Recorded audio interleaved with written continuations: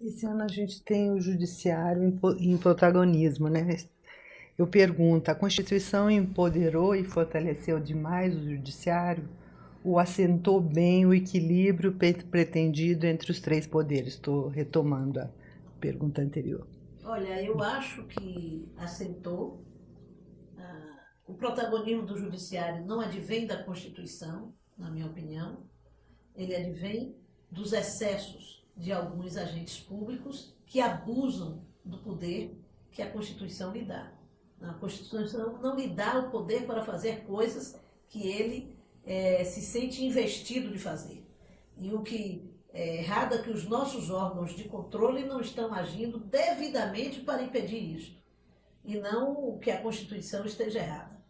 É certo que alguns segmentos do judiciário muitas vezes, enquanto organismo, às vezes, se manifestam de forma muito corporativa e dá essa sensação de que eles tinham poder que não tinham antes. O Ministério Público é um caso típico, que foi quem mais recebeu da Constituição Federal a delegação para ter uma nova função, né, para se constituir dentro de uma nova função. E há muitas reclamações de prefeitos, de que há procuradores, promotores, que muitas vezes se colocam mais numa posição de exercer o lugar do prefeito do que mesmo de zelar pela Constituição, pela lei, pelo direito coletivo e assim por diante. Ora, mas isso são conflitos do processo de ajuste da existência desses poderes que, volto a dizer, precisam também ser fiscalizados e precisam ser chamados à razão. Isso decorre, talvez, na sua opinião, de um enfraquecimento do Executivo e do Legislativo, senadora? Do Legislativo, eu acho que o enfraquecimento não no caso... O empoderamento do Judiciário... Que só é uma ferramenta do poder central, não é das Assembleias Legislativas, nem da Câmara Municipais, mas do poder central, há realmente uma diminuição de poder, de intervenção, de protagonismo do poder legislativo frente ao poder executivo, né? Agora, a Constituição coloca o grande desafio do equilíbrio de poderes, o grande desafio. Então, eu vejo ministro que hoje são deputados, que antes não eram, mas eventualmente são deputados ou senadores, e que sentam na cadeira do Poder Executivo, no dia seguinte se acham muito poderosos, querem mandar uma lei que não tenha nenhum reparo do Poder Legislativo. Ora, isso não existe.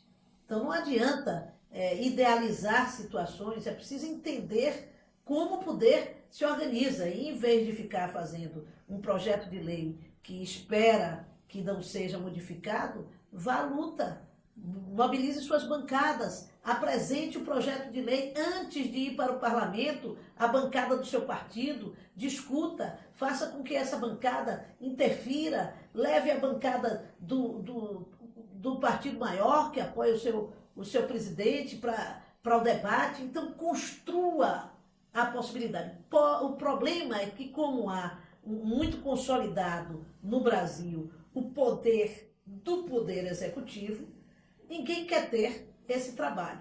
E aí, claro, o legislativo realmente, aí sim, perde sua função, se transforma num apêndice repetidor da vontade do poder executivo e nada mais.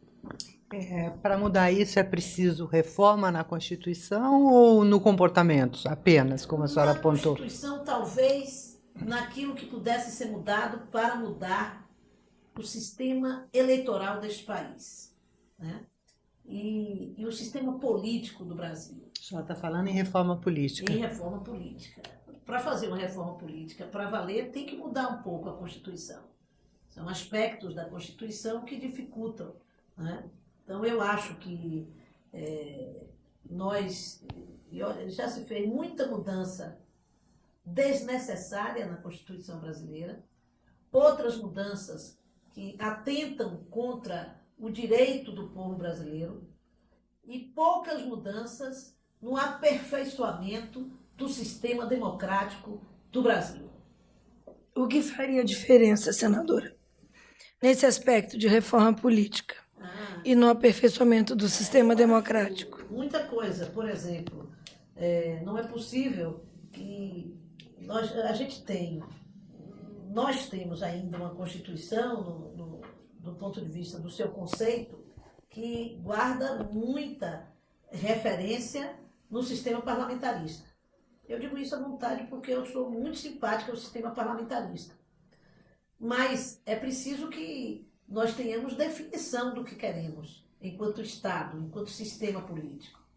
Quando você define que um fundo eleitoral ou fundo partidário ele deve ser calculado apenas com a proporcionalidade das cadeiras que cada partido tem na Câmara dos Deputados, você pensa um sistema que é muito destoante do que é o sistema presidencialista. Você não dá nenhum valor a um partido que tenha 4, 5 governadores. A campanha de um governo, ela leva a negociações. Não necessariamente aquele governo elege para deputado federal uma bancada majoritária do seu partido. Ele tem que compor com outros partidos que lhe apoiam. E muitas vezes o preço é dar um peso maior a um partido na bancada federal e a outros na bancada estadual. Então isso não está representado nesse sistema de formação do fundo eleitoral e partidário no Brasil. Basta apenas ter deputados federais. Então nós estamos vivendo neste momento agora uma situação muito singular. Tem partidos que definiram que não devem ter candidatos ao governo do Estado. Para quê? Para reservar todo o dinheiro do fundo eleitoral para a eleição de deputados. Ora, isso, na minha opinião, é uma distorção de poder. Se um partido ele luta para alcançar o poder, e nós não estamos num sistema parlamentarista, ele deve lutar para alcançar também espaços de poder dos poderes regionais, com os governos do Estado e presidentes da República.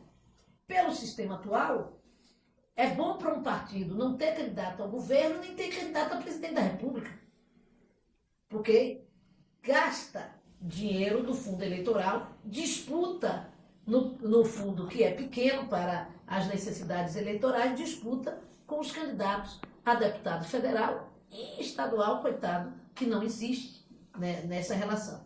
Então, eu penso que o momento, a lei eleitoral que nós temos no momento, ela distorce profundamente o sistema eleitoral brasileiro.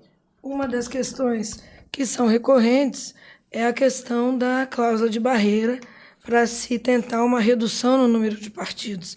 A senhora acha que essa é uma distorção que faz diferença no processo de aperfeiçoamento? Olha, digamos assim, eu me rendo a essa necessidade. Eu defendo que tenha a Constituição, que a liberdade de organização partidária. Todo e qualquer segmento da população pode criar um partido político. Essa é uma liberdade básica da organização partidária no Brasil e nos países de tradição democrática. Agora, as regras para participar da eleição, aí é outra coisa. Não diz respeito necessariamente à liberdade de organização partidária. Diz respeito ao acesso do fundo eleitoral, a acesso de tempo de televisão, o que é também coisa singularíssima do Brasil. Porque em outros sistemas democráticos, não necessariamente você tem tempo de televisão e de rádio, né? Eu defendo que tenha, mas é digamos assim, uma situação singular do Brasil que nós temos que resguardar, e ao resguardar, não podemos permitir que esta conquista democrática da sociedade brasileira possa ser sugada para se transformar numa moeda de mercado de transação entre partidos políticos, quase numa compra de pequenas legendas para obter 3, 4, 5, 10 segundos a mais ou 1 minuto a mais que seja. A legislação tem que ter capacidade de fazer isso. E por isso há de existir restrições aqui ao exercício pleno desse direito de organização partidária.